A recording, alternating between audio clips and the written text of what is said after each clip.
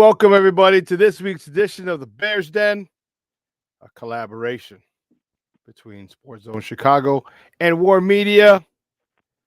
I'm your boy, the Superback, Sean Sierra, and I'm sitting here with my co-host, my man, Joe Tanksy. Joe, what's up, Papa? How are you? I'm doing pretty good. How about yourself? I'm good, man. I'm good. I'm excited, getting a little excited for the holidays coming up and Sunday, the Bears game. So, yeah, I'm excited, man. I'm excited. Likewise. Hopefully the Bears can have a rebound and finish the season off strong. Yeah, and they're positioned to do so. You know, their position. You have the Arizona Cardinals coming to town, and it's going to be unseasonably warm for us. It's going to be about 50 degrees on Sunday, 50 degrees on Christmas Eve. What the hell is that? Right. Yeah, I mean, usually around this time of the year, people like to say bear weather.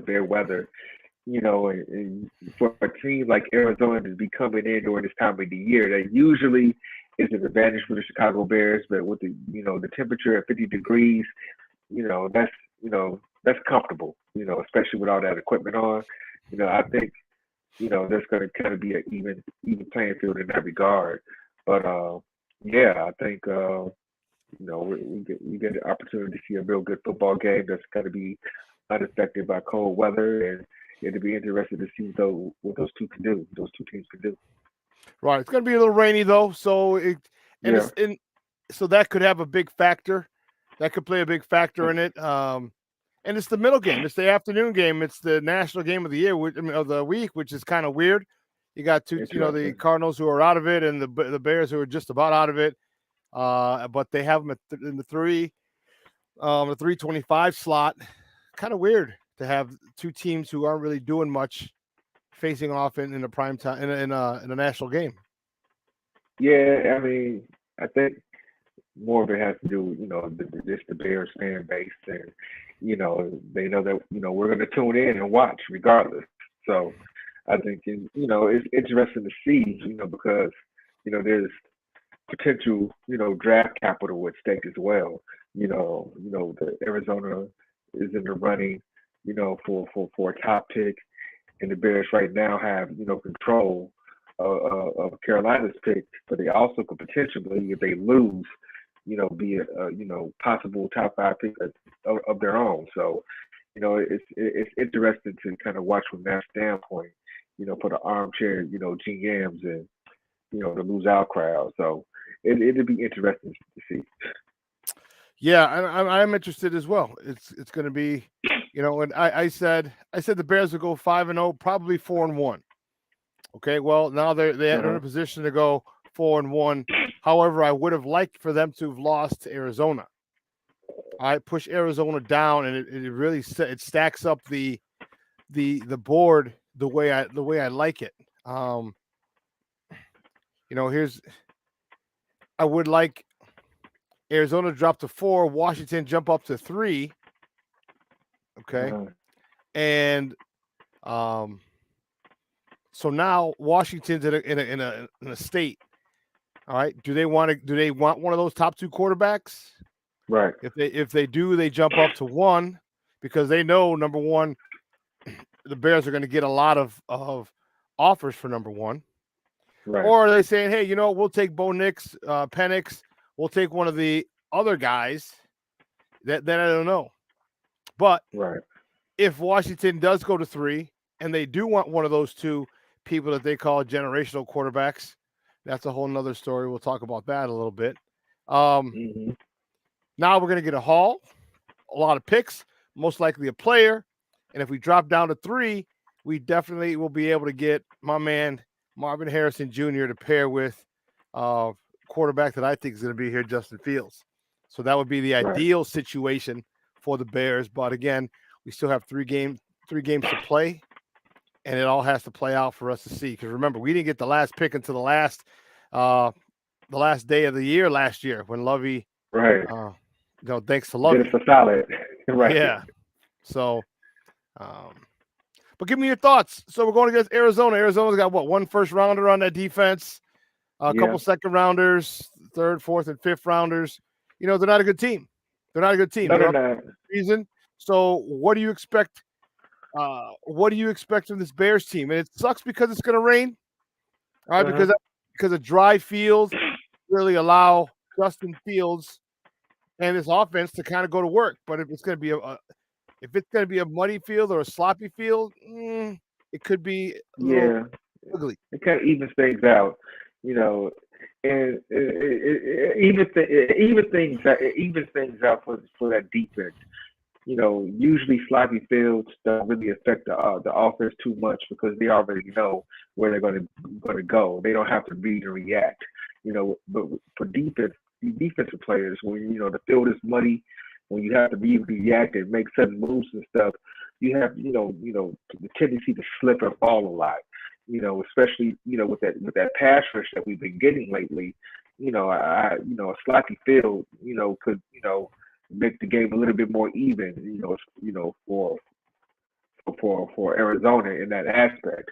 The Arizona Cardinals, they're team in transition. Uh, they're not quite in the rebuilding stage yet. They still got some questions about Kyler Murray. They got a new ownership, and so this is the team just trying to figure out what the next direction is going to be, where they're headed, and I think this is a game where the Bears should come out and win handily, but with that like you said with the field conditions and the weather, that might be an equalizer. We seen it last year with the first game of the season when the Bears were able to beat the 49ers and how that rain affected that game, and so I think the Bears will be prepared for it, and be able to adjust accordingly, as long as they, continue to run the ball and, and push and wear down on defenses. I think they can, pretty much, do what they want to against Arizona, and that's what I'm looking forward to seeing on Sunday. We have a lot of people, and obviously the main topic of discussion is Justin Fields, and we'll talk about him in a little bit. Obviously, that's low-hanging fruit. But talk to me about this run game. All right, this run game is one that really hasn't gotten back on track. Khalil Herbert didn't look like the Khalil Herbert of old. Right, Deontay Foreman still dealing with a high ankle sprain, or at least right, some remnants of it. And Rashawn Johnson, to me, is running like a rookie. All right, he's not right, running with the reckless abandon that he did at Texas. I'm waiting for that. But I think this is going to be a game where the run game can really, really dominate this Arizona front seven. What are your thoughts? right. I think so too. That Foreman has not been the same since that high ankle sprain, and before his injury, he was really, a revelation. The way he was running, and hopefully he can get back, to that this week. I really wish the Bears would have leaned on the run game a little bit more last week, but it is what it is. We're moving on now, and hopefully this is the game where Khalil Herbert and those guys can come out a little bit healthier, and, and take some of that pressure off Justin Fields in the run game because it's just him, with the read option plays, RPOs, and getting around the edge. We can have a solid attack with just the running backs. That makes the offense a little bit more potent and a lot more harder to play against. So definitely that run game needs to be you know, kind of, perfected a notch. We saw instances last week where, you have to rely on key plays, jet sweeps to Tyler Scott, and then, you're running the quarterback on trying to get him on the edge, which was a great design play, you know, but it shouldn't have to come down to that. You should be able to get 1 yard traditionally, running behind your tackle, running behind your guard, and picking up that yard. And for whatever reason, the Bears haven't managed to be able to do those kinds of things this year. Getting that yard, which is going to be important, especially, if the weather is going to be what it is. What can the Bears do to, come up with a bread and butter play that's going to get them tough yards when they need it. It's one thing, when running the ball, 25, 30 times a game, you know, you can do that. But can you get the yard when you need it? And the Bears haven't been able to do that. Their lack of a jumbo package or a short yardage package has been their Achilles heel all year. They had to go with Hmm. the tush push, the tight end tush push. We talked about the jet sweep to Tyler Scott. We didn't mention, but the quick pitch to DJ Moore. All these little Uh-huh. cute, s- silly plays. Right, Okay. When you really just need to be able to line up, say, my line is better than your, my O line is better than your D line. And right, I've talked about it a lot. All right. I've been very adamant about it. I've been very adamant about bringing in another offensive lineman and reporting as eligible, getting him in motion and having him lead up in front of the fullback. All right, we're one of the few teams in the NFL who have a fullback, but we don't use him. We don't utilize him. So he's playing. He's on the roster, but he's not playing, and he's right, not there. I mean, even if you used him in short yardage situations, and he is so much more talented than just that. But even if you used just in short yardage situations, he would be worth the price. He'd be worth his salary. Because right, 3rd and 1, 4th and 1, those are huge. But for whatever reason, Luke Getsy, could be dead man walking, could be a lame duck OC, refuses to use him, refuses to line up and just run the ball down your throat. We have the personnel. We have right, offensive linemen. We have a fullback. We have downhill runners in the running back room. And we don't have to. This is one less hit Justin's got to take if you give it to him, one less decision he's got to make. All right, you put it all on the offensive line. Okay, the last week, the 4th and 1. All right, that was Darnell Mooney not blocking. All you had to do was get a bump on him. All he right, had to do was get a bump on him. Well, he didn't. Justin Fields gets tripped up, short, turnover on downs. All right, then he did the quick pitch earlier. He did the quick pitch to DJ Moore. Cole Kmet. All you got to do is bump down and hit Myles Garrett. Just hit him in the hip. Slow him right, down. You don't do it. He tackles DJ, he penetrates. These are all things, little things, because you're trying to do cute stuff because you don't have an identity. And Luke Getsy is still, I don't understand why he refuses. It wouldn't take long. Like you could draw right. a play, you could draw 4 plays, 5 plays out of that formation. You could go Hmm.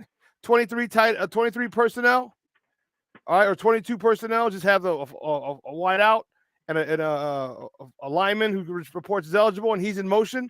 You can do a whole bunch of stuff. You can go unbalanced line. There's a whole you can do. And this guy Right, refuses to do it. And the more he does, the more we're gonna have inconsistency on those short yardage situations. Which, if Justin gets that first down last week, where he gets tripped up, it eats more clock. right, It eats more clock. So I hope they get their act together. I hope that it doesn't come down to the final 2 minutes, the final 4 minutes again, like it has the last couple of weeks. And I hope they're able to yeah. do that, man. I hope so. I think so. Yeah, I hope so too.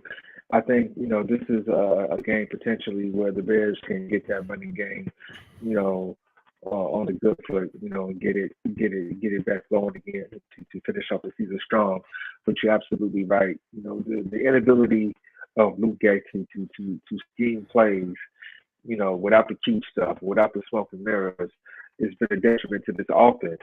And sometimes it's better to just find a way to stay on the field, and he hasn't been able to do that. Like you said, we get that first down, when you eat the clock and you're rolling, you probably score that drive. So it's it's been real a head scratcher. It feels like I've said it before. It feels like Getsy is a double agent. And he's trying to sabotage this thing. I don't know why he would, but that's how it feels to me when I'm watching these games sometimes, and watching the plays that he's calling. So it's interesting. He could be a lame duck. Hopefully he is. Whatever direction he goes. But they decide to go. But I don't think you can go forward with this team. With Luke Getsy, as offensive coordinator. one of the issues is Cody Whitehair is going to be at the left guard. Tevin Jenkins is still in concussion protocol. Hasn't Uh-huh. passed it yet. How does that affect this run game and this offense? Because Cody Whitehair has been a turnstile most of the season. Lucas Patrick has been a disappointment Right. um, at the center position. So you got a center and your left guard who are questionable at best. All right, when in a game where you really need to establish the run, talk to me about how that how can that really affect this run game and this offense on Sunday. You know what? Lucas Patrick is kind of what he is, but you know, Cody Whitehair has some good years, you know, under his belt. He's been solid, you know, and for whatever reason, excuse me, for whatever reason, things have not been, working out as well with this regime. Um, it's kind of, the writing's on the wall for Cody Whitehair here in Chicago. And quite frankly, he needs to put some good film on, get some good film. He needs to get some good tape. So, for wherever his next stop is going to be, I don't get the sense that he's going to be done with football after this year. So if he's interested in playing, it's very imperative for him to go out there and get some good film. So I'm expecting him to go out there and play hard and be physical. Lucas Patrick is what he is. I can't really, he's just a big disappointment. But I think Cody Whitehair can be game for the challenge on Sunday. Does Justin have a big game this week? I was expecting a big game from him last week. Okay. It was unable. But that was tough. All right. If you look at all this, the numbers from the other quarterbacks who've gone into Cleveland, if your name wasn't Lamar Jackson, they all had a subpar game. Okay. Justin Fields was the latest. Well, you're coming home now. You're coming home. Right. You need a signature win, and this won't be a signature win. But if you could put up 250 something yards, close to 300 yards, maybe another 70 to 100 on the ground, 2 or 3 touchdowns. All right, I think you gain a lot of confidence going into the following week. But first and foremost, I think you win this game running away.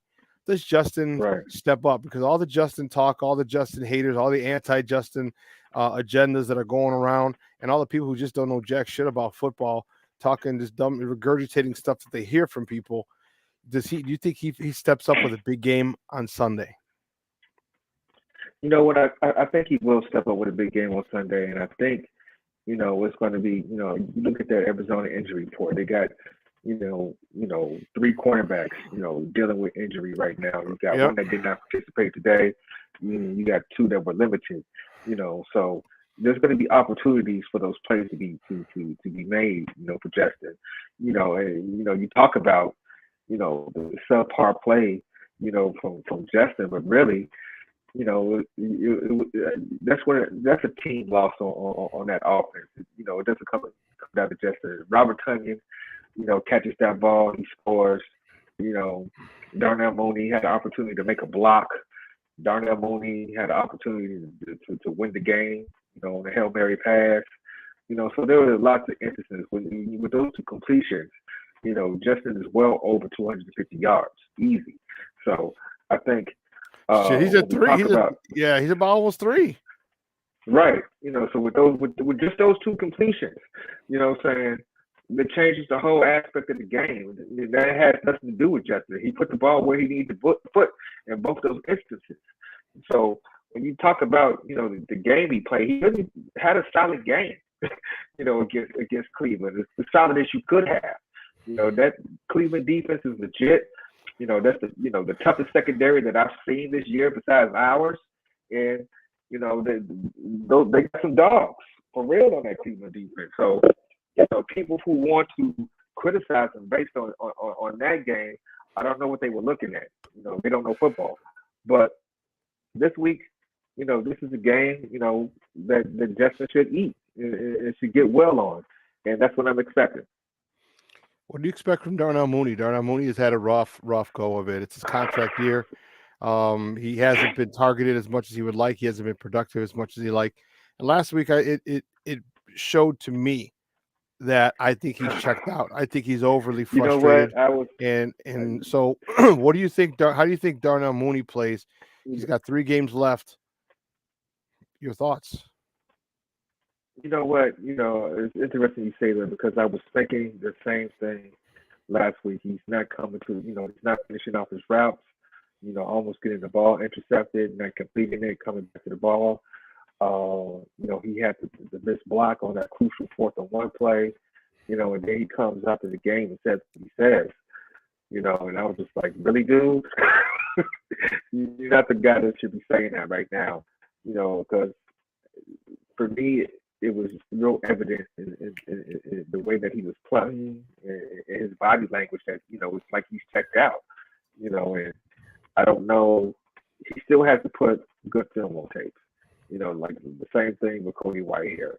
This is going to be your last go around with the Bears. It is what it is.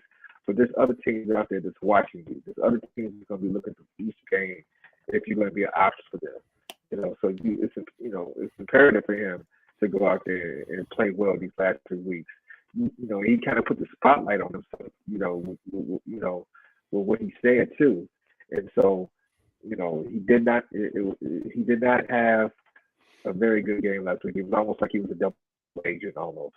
Like I said, guess he was a double agent, but Mooney was definitely suspect last week, and he has to come back and finish strong. If he wants an opportunity at a decent payday. Right now, he's probably looking at a 1-year deal somewhere, a 1-year proven deal somewhere else. And how much is it going to be for? It's only up to him and how well he plays these last 2 games. Yeah, I want to say what's up to some people. Crazy Ace, what's up, Papa? Thanks for tuning in. My guy Terrence from Chicago Clubhouse Network. What's up, Papa? Chris, over from the Nomad Network, checking in, gentlemen. Thank you for tuning in. I appreciate it. We appreciate it. Betty Mosh. Another thing that I'm really concerned with is not. I shouldn't say concerned. Let me take that back.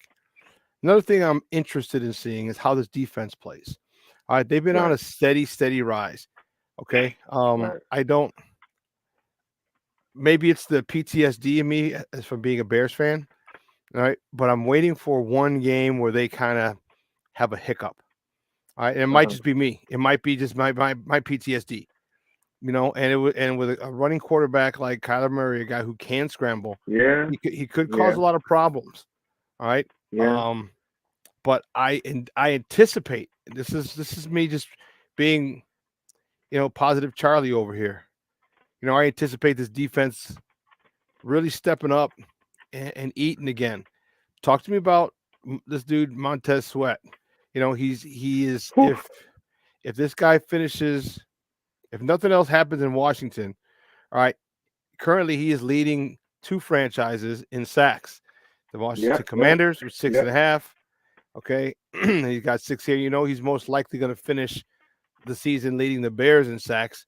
So that would be the first time in history one person has led 2 franchises in sacks the same season.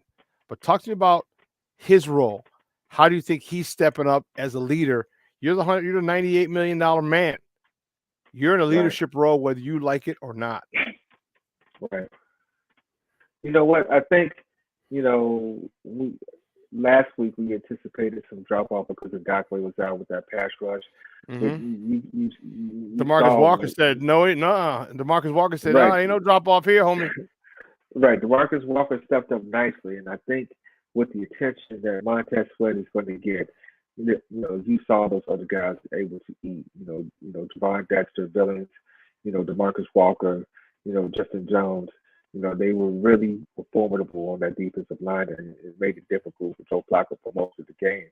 And, I think that's one of those things that, that's why you pay defensive ends because, they do what they do, week in and week out. I think Montez Sweat is one of those guys that, when he straps on the helmet, it lines up across from a tackle, he's going to whip ass, and that's what he does. And I think it's been automatic, and I envision that to continue, through the rest of the season. As far as the drop off and everything, I don't really see the drop off. I think you got some guys on that defense that really love and enjoy playing football and love being physical, and love making plays. So I don't see the drop off coming. Okay. I hope not. I don't see one either, man. But this is a trap game. All right, it's a game that you're Uh-huh. supposed to win. It's a game that people are expecting you to win because you got embarrassed last week with giving the comeback. Yeah. So Here's the thing. I would so say I it don't know. could be a trap game. I would say it could be a trap game if they won last week. But since they lost the way that they did, I think that was a nasty feeling that they got in their mouth that they want to get back out. They want to get it out. They want to win Well, I hope so. I hope so. I think that. But here's where the leaders need to step up. And one of the biggest things that I question is who are the again. leaders? Indeed, That's the thing. indeed, Who are the indeed. leaders? Going to the other side of the ball. I'm looking staying on that defensive side of the ball, I should say. Yeah. Jalen Johnson was in the news Uh-huh. today, and he talked about saying he wants to stay. He said, "Hey, if Right. they give me a good enough contract, I'm not trying to reset the market. I want to stay." Well, his numbers show that he deserves to stay. You look at fewest yards allowed in coverage. There he is, number one, 185 yards in coverage. I mean, look at the Jets, man. That defense. They got Michael Carter and Yeah. Sauce Gardner. Dude, that's a Yeah. hell of a tandem. Man, wait till Hodges comes back next year. But you know what? I digress. Dalen Johnson is making himself one of the um, best corners in the league. If he had those two pick sixes, my goodness, he'd have what 7 interceptions with Right. three pick sixes, which would have driven Right. his value up. Give me your thoughts on this defense. Let's start with the secondary. All right, and how much do you think they're going to eat on Sunday? When it was real nice to see, Fast Eddie, get back in the turnover game, and Mm-hmm. with a pick, it was a big pick, when they got it. But I think the secondary, I think week after week they continue to get better. Tyreek Stevenson with the coverage that he had on Amari Cooper really stood out to me. With the heady play, in three deep coverage and being able to come over, in that other zone. It was a three deep, of course. But either way, he read the quarterback's eyes and got up with the other zone and was able to make a big play, save a touchdown. So he's getting better. Kyler Gordon continues to show out. Brisker, he had some bad moments in that game, but he never lacks for effort. When he makes a mistake, he makes it 100%. Going hard. And so uh, I think that secondary is getting strength and really you have a very complimentary defense right now. When you can rush the passer that they've been able to, you force the ball to come out quicker, and you generate turnovers. 18 turnovers, second in the league right now, and that all really happened since Montez Sweat, became a part of the Chicago Bears. And so I think his addition, to the Bears really, you can really see the skill set of the secondary now because they don't have to cover for so long. They can play physical. They can play more man. Uh, and it's been really a revelation, into how good this unit can be, going forward for the rest of the season and even the next season. We have uh, we have a unique opportunity this offseason. I've been on my soapbox for getting another defensive end in Uh-huh. free agency, and I think one of a perfect fit would be a Daniil Hunter, the young man out Uh-huh. of Minnesota. I mean, you put him in Montez Sweat um, as a bookends. You're cooking with grease, man. You're cooking with Right. grease, and this is that pretty much well that in a three tech. You can either draft one or trade for one. Maybe in the trade you can get a three tech or an edge. All right, Right. um, that'll solidify this defense. Your thoughts on the offensive side of the ball? Um, with the first overall pick, which the Bears are likely to have, still got 3 games left, but they're likely to have. You trading it or you keeping it and getting Marvin Harrison Jr.? You know what I think? I'm one of those people who feel it would behoove the Bears to trade that pick and continue to build around from around Justin Fields. I think this team is really close. I think they got players in place. They still need more. And if you trade for a quarterback right now, you kind of take, two steps back, and you kind of slow this, this progression down. You sign players to this defense, with TJ Edwards and Edmonds, to kind of anchor it. And you brought in a Montez Sweat, because you want to be competitive right away. And then so if you draft a young quarterback, you're not going to be competitive right away. You're not. You're just not. Sticking with Fields, and building around him is the best way to be competitive and get, to that next level, which is to be a playoff team. I think, the Bears, if it was me, I'd trade the number one pick and see what I can get. And if you can add Marvin Harrison Jr. or the wide receiver from Washington, Dunze, I'm not sure if I'm saying his name correctly, but you can get one of those guys to go alongside with, DJ Moore and upgrade from Mooney. I think now you have an offense that's, can be a little bit more explosive and a little bit more consistent in that passing game, which is what we wanted to see. I think, you possibly going to need a center. You're going to need to get a center, definitely, up front. You might even want to look at getting another left tackle. I think, Braxton Jones did a solid job last week. He still has room to improve, but he's a fifth rounder, but, it'd be interesting to see if, what they grade Braxton Jones out at the end of the year. So I don't really have any problem with him, but I do think that play on that side of the line could be better. I agree, and that's where the conundrum comes in. And I guess it depends on where the Bears' final pick is, where their own pick is, because Right. most likely Carolina is going to be number one. I'd say we're at worst number two. So yeah, where their own pick in the first round, where that's going to fall is going to be pretty exciting and pretty telling, because Right. ideally, if you're able to trade 1 to 3, get a haul of picks and a player, all right, and you can get an edge or a 3-tech.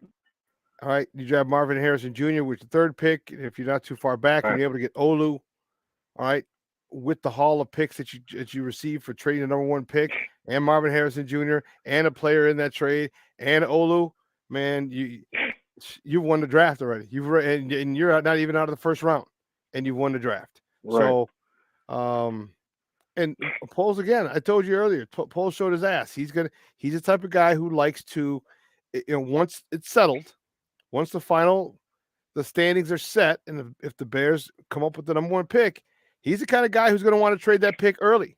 We saw that last year. Right. And other teams know this. Like, okay, he's going to trade it early, but this is what he's going to want. And if you ain't trying to step up to the Right. plate, don't step up to the plate then, because there's going to be teams. And the crazy part about it is, the further down you go in the draft, or I should say, the further up that someone wants to jump who's in draft, we're talking 6, 7, 8, 9, 10, 12, the more you got to give. Right. The more you got to give, because you're allowing what you're doing is you're causing us to lose a top-notch player. So you have to give 3 first-round picks and a player. You might be 3 first round, 2 seconds, and a player for that first-round pick. Right.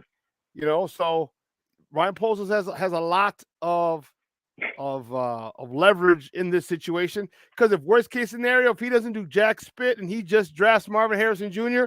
or Olu, I'm cool with it. Right. I'm cool with it. Me too. But we know he's a wheeler and dealer, man. He's a wheeler and dealer. So I'm anxious to see how it plays out. What? It's interesting because he does have Ian Cunningham, working with him as well. And that's how Philadelphia was able to get so good, by being able to stack draft picks and build draft capital. And you've seen it in these last few drafts with the amount of talent that they were able to get. You've seen this formula work with San Francisco. You've seen it work with the Eagles. When you kind of insulate yourself with top round talent. And there's people who are out there saying that the quarterback is it, the quarterback is that. That's true, but you also have to have a solid, great team around those quarterbacks. It's really hard to win.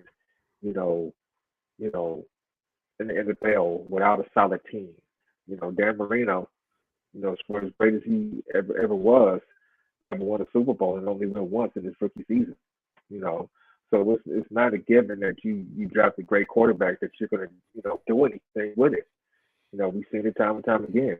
So Well, the thing about it is that Ryan Poles has talked about building through the draft, and I think if he's adamant about it, and then he's going to get 3 number 1 picks if the Bears get the number 1 overall pick, because that means that you'll have 2 first round picks um, in this draft in 2024.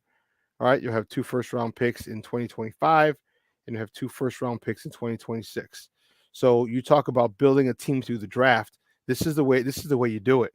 Okay, and then right, whatever position you need, because at that particular point in 24 and 25 and 26, you're probably not going to need starters. right, Okay, you might not need starters. You may, but you most likely won't.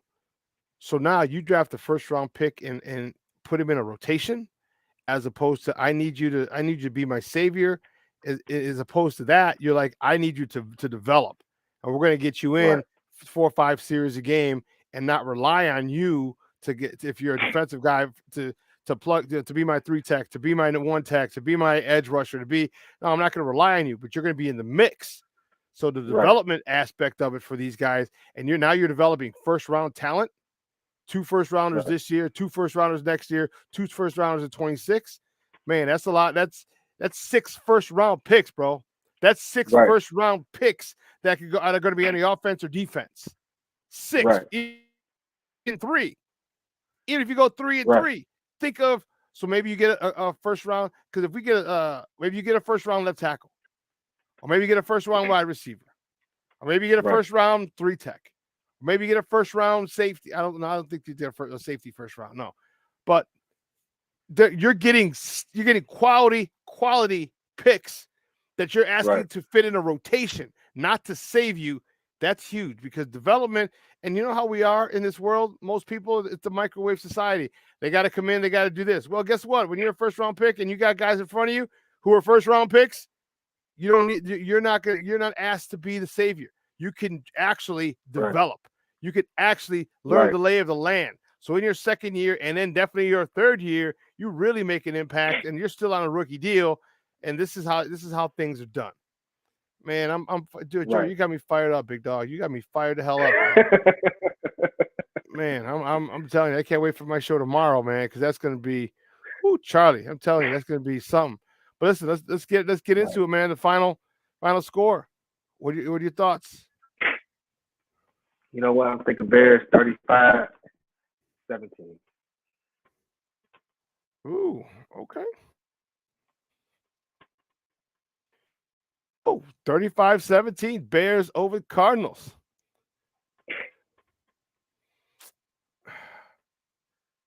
I'm thinking, I think I can go with your 35. Um,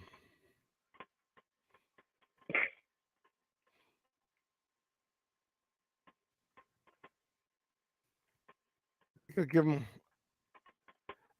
Yeah, I don't know if I give them that. I want to say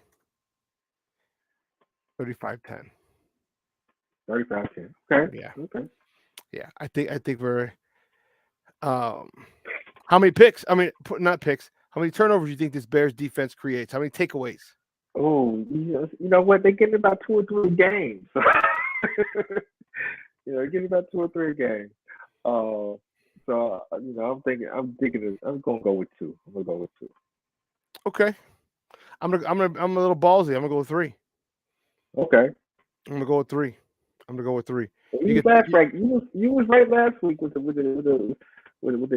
with the defensive touchdown. So we'll see. Hopefully Remember, they can make yeah. it happen. Remember we yeah, talked about, yeah, we're like, I said the yeah, defense is scoring. I was telling all my people, we just yeah. couldn't You hold said them. it. Yeah. Just couldn't hold them. And truth be told, Joe, I would not be surprised if the defense scores again this Okay. game. And the reason being is they're embarrassed. They are embarrassed. All right. You held this team down. Majority, hell, 3.5 quarters again. Right. You held this team down.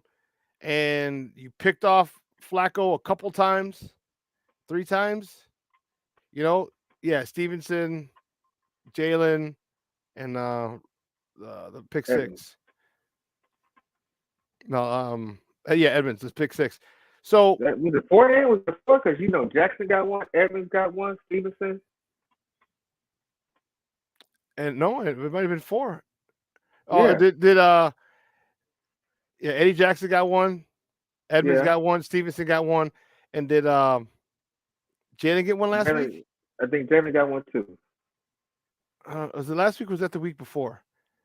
I want to know. I think it was only 3. I don't think Jalen Johnson got Okay. one last week. Okay. No. You know what? He did not get one, but he had the breakup where he jumped the route, had it, Gotcha. and he fell on his back because he was going and his feet came up and he fell and dropped it. So he did not get it. But so I think this defense is really aggressive. I think this defense is really feeling themselves, and I can't wait until our offense starts feeling this way. I can't wait till our offense starts having some success like that, because we're not that far. We're not that far. And you know what? And for all the people, remember, Eberflus kept saying that all year long. We're not that far. We're not that far. We're not that far.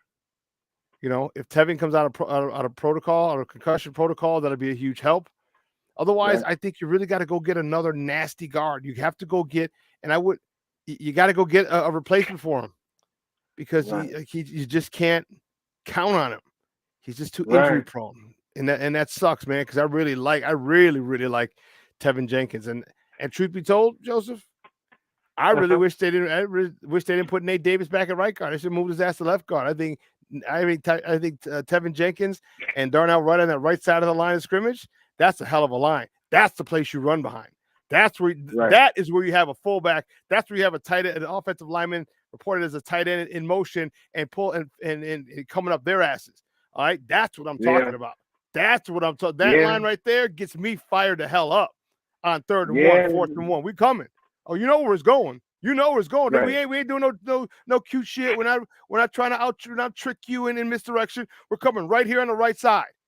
Stop it if you can. You know what? That's it's interesting that you say that, because what I think Kevin Jenkins and Darnell Wright has something going on that right side, and Nate Davis, he's been solid, he's good this year, but the nastiness with those two on the right side was nice to watch. Yes, it was. Davis got the money though. That's where the politics comes in. That's where the politics comes in. You're darn right. Yeah.